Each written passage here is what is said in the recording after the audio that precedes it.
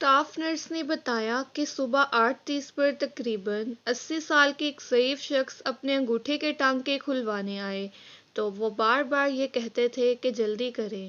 Doctor نے معائنہ کرنے کے بعد اجازت دے دی۔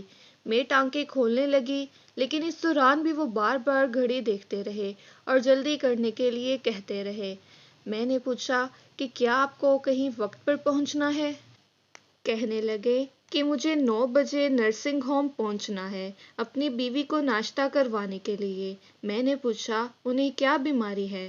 بولے کہ وہ الزائمر کی مریضہ ہے۔ میں نے پوچھا کیا وہ آپ کا انتظار کرتی ہیں؟ انہوں نے کہا نہیں، وہ تو مجھے پہچانتی بھی نہیں۔ میں نے کہا پھر آپ کیوں پریشان ہیں؟ وہاں کا اسٹاف ناشتہ کروا دے گا، وہ تو آپ کو پہچانتی بھی نہیں ہے۔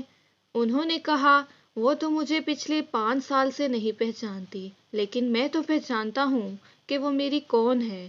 اس کے جواب نے مجھے لاجواب کر دیا۔ واقعی یہ ہوتی ہے بے غرض محبت۔ میں دیر تک اسی کیفیت میں رہی۔